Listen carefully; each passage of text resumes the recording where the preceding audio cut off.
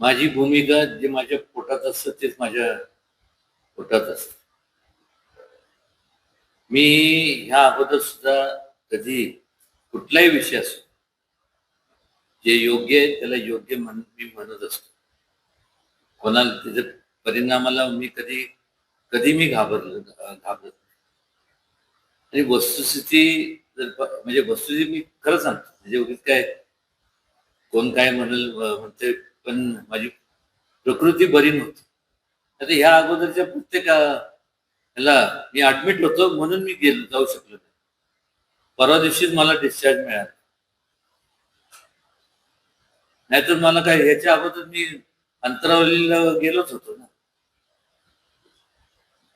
ज्या ज्या ज्या ज्या वेळेस कुठलाही असू दे, हे मराठा आरक्षणाचा विषय असू दे, नाही तर कुठले कोणावरती अन्याय होत असेल तर नेहमी प्रत्येकाला माहित आहे, नेहमी धावून जातच असतो.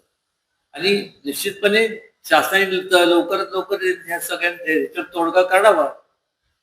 आणि या बाकीचे जे काय ते एक इंग्लिश मध्ये एक म्हणजे जाऊन दे, जास्त तपशिलात जाण्यापेक्षा शासनाने या आंदोलन करणारा जे आंदोलन करतात त्यांची जी जे काय जे प्रमुख आहेत त्यांच्याशी चर्चा करावी आणि लवकरात लवकर त्यातनं मार्ग काढावा.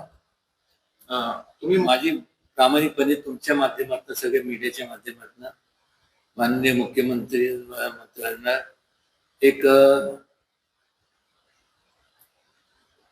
विनंती करणार आहे मी की जे आंदोलन करते आहेत त्यांचे जे काही बाकीचे जे काही टीम आहे त्यांच्यावर लवकरात लवकर त्यांच्यावर बसावं. त्यातनं तोडगा कसा काढता येईल, ते कसं बसवता येते आणि त्यातनं मार्ग लवकरात लवकर निघेल ही प्रत्येकाची अपेक्षा आहेच. ते झालं पाहिजे. नाही, माझं त्यांना एवढंच सांगणं आहे की तरी शेवटी त्यातनं लवकरात लवकर शासनाबरोबर बसून मार्ग काढावा. तरी तब्येतीची काळजी घ्यावी, कारण की त्यांच्यावर सुद्धा त्यांचं कुटुंब अवलंबून आहे. त्याचबरोबर इतर जे तिथं उपोषणाला बसलेले लोक आहेत त्यांचे पण कुटुंब त्यांच्यावरती अवलंबून आहे. आणि शासनाने लवकरात लवकर त्याच्यावरती त्यांना बोलून त्यांचं जे काय कमिटी असेल त्याची लवकरात लवकर मार्ग काढावा आणि ज्या काही मूलभूत सुविधा आहेत त्या त्यांना पुरवाव्यात. त्यांचं प्रेशर आहे भाजप. एक लक्षात घे असत मी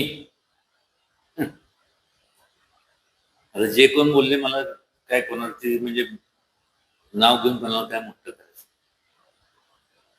संपूर्ण महाराष्ट्राला माहिती. जे माझ्या मनात असतं ते माझ्या ओठात असतं.